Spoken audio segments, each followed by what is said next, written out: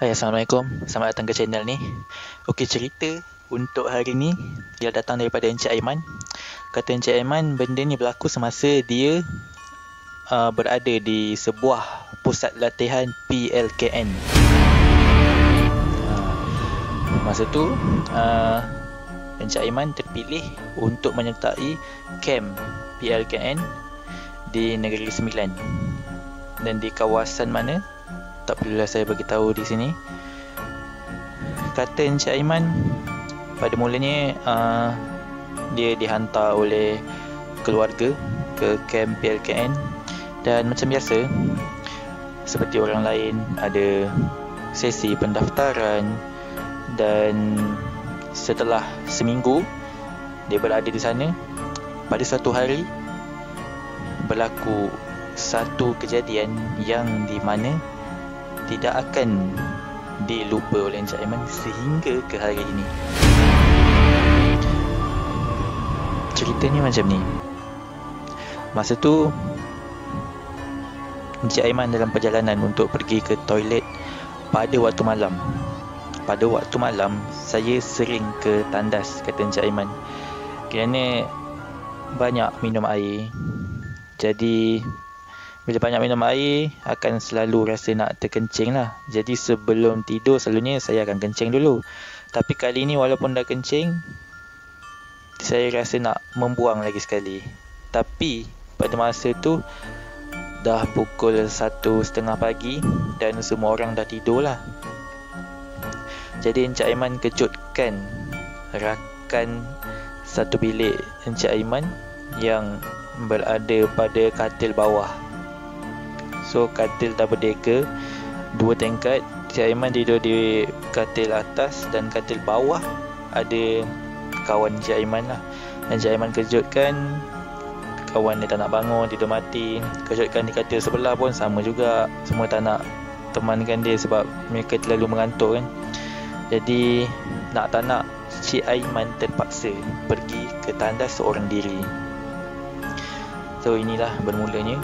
Bila pergi tandas seorang diri, Encik Aiman pun masuk ke dalam toilet dan membuang. Jadi apabila di dalam toilet tu, tiba-tiba Encik Aiman terdengar satu bunyi yang sangat kuat. Bunyi ada barang jatuh. Dan apabila Encik Aiman dengar bunyi tu, Encik Aiman terkejut lah, sebab bunyi tu sangat kuat kan. Jadi Encik Aiman fikirkan yang ada orang di luar, sebab dengar bunyi kan. Dan dengar bunyi orang berjalan masuk ke toilet sebelah Encik Aiman. Jadi dalam toilet tu ada banyak bilik yang untuk orang membuang lah. Jadi ada dalam 6 ke 7 bilik macam tu. Dan Encik Aiman suka masuk ke toilet yang paling hujung. Dan toilet di sebelah Encik Aiman tu ada orang. Dia dengar lah bunyi pintu, ada orang masuk. Jadi Encik Aiman rasa lega lah sebab dia fikirkan, oh ada orang. Tapi sebenarnya Encik Aiman tak tahu yang itu sebenarnya bukan orang. Setelah itu Encik Aiman terdengar satu bunyi suara yang menyanyi. Dan apa yang pelik, kata Encik Aiman, suara itu suara perempuan. Sedangkan tandas yang Encik Aiman masuk ni adalah tandas lelaki. Jadi di situ Encik Aiman dah mula rasa pelik.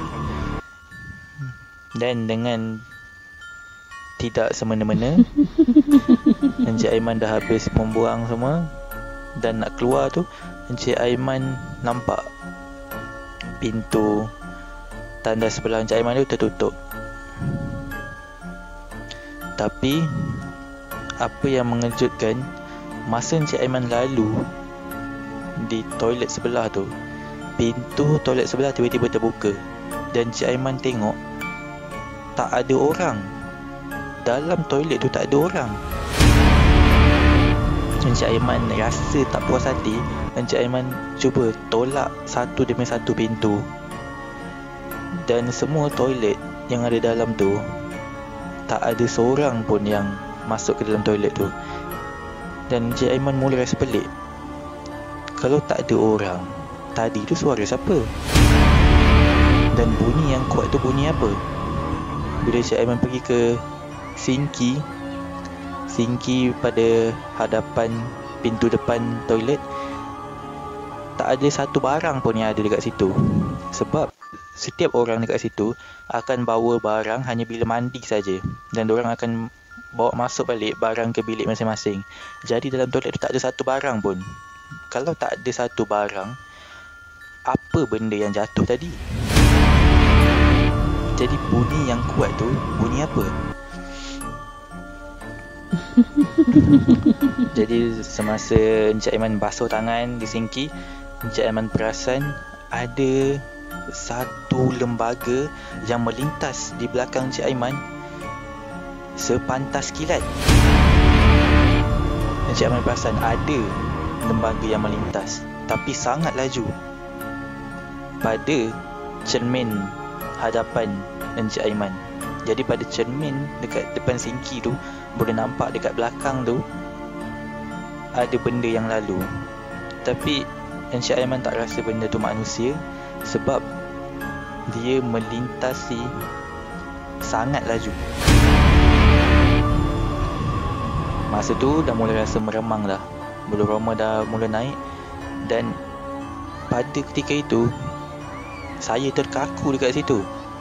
Saya punya kaki seolah-olah tidak boleh bergerak,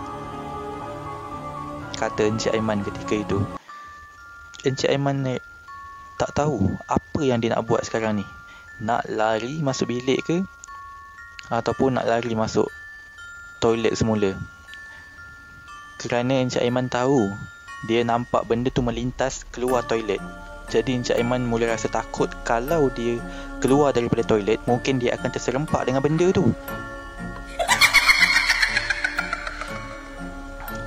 Encik Aiman nekat. Dia terus berlari menuju ke bilik dan tidak pandang kiri kanan. Dia tak nak tengok apa yang ada di luar bilik air tu pada kiri kanan. Dia terus muka menghadap ke arah bilik dia dan terus melompat ke atas katil. Pada keesokan hari, Encik Aiman demam dan tidak menjalani latihan seperti pelatih lain. Menggigil, kata Encik Aiman. Badan dia menggigil, dan hampir 3 hari Encik Aiman mimpi benda yang sama. Mimpi apa yang jadi pada diri dia tu, dan mimpi tu berulang-ulang kali. Jadi itu saja perkongsian untuk hari ini. Terima kasih kerana tengok video ni sampai habis. Jangan lupa like, jangan lupa share, dan korang jangan lupa untuk share cerita seram korang.